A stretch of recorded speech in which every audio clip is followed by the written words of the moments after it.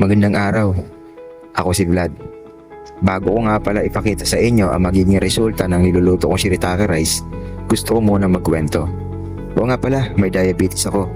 Na-stroke ako noong 2024. At dahil sa diabetes, nagkaroon din ako ng diabetic neuropathy. Kaya hindi na ako makalakad ng maayos. Pero, eto ako. Nagtatrabaho, nabubuhay, nag-aaral, patuloy lang. Hindi ako lumaking mayaman. Noong teenager ako, nagtrabaho na ako. Construction worker, kargador, naglalako ng tinapay, naglalako ng suman. Normal lang yon sa panahon namin. Pagkatapos ko ng high school, sa edad na 18 years old, pumasok ako sa mundo ng call center. Doon ako natutong magtrabaho na maraming taon. Bukod pa doon, tinuruan ko rin ang sarili ko kung paano nga ba gawin ang computer programming kahit hindi ako nakapag-aral. Natuto din ako ng animation. Tama ka dun, boss. Self-taught lahat. Hindi dahil sa trabaho ko, kundi dahil gusto ko lang talagang matuto. Pero hindi ko kayang mag-college nun eh. Walang pera. Kaya tinanggap ko muna to. Trabaho, bago aral. Tapos dumating yung 2024. Na-stroke ako. Ang dahilan? Diabetes. Hindi ko alam na may diabetes na pala ako. Hindi kasi masakit eh. Hanggang sa ito, huli na lahat.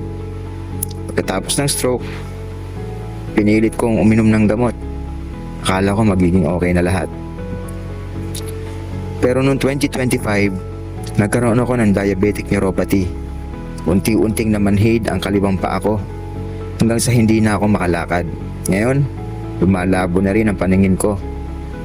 Pero wala tayong magagawa. Ganyan talaga ang buhay. Meron nga pala akong anak. Meron din akong asawa. Akala ko tapos na lahat. Pero nagkaroon ako ng lakas ng loob nung sinabi ng asawa ko na pwede pa akong mag-aral. Kaya heto, first year college ako sa kursong BSED, major in English. Kahit sa tingin ng iba, huli na sa edad ko, pinipilit ko pa rin mag-aral.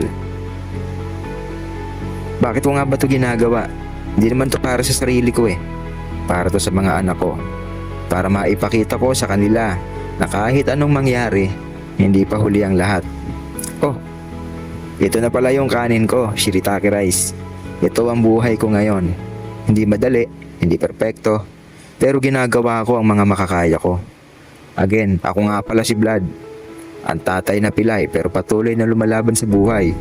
Stroke survivor na pinilay ng diabetes pero walang balak sumuko. Salamat nga pala sa panonood.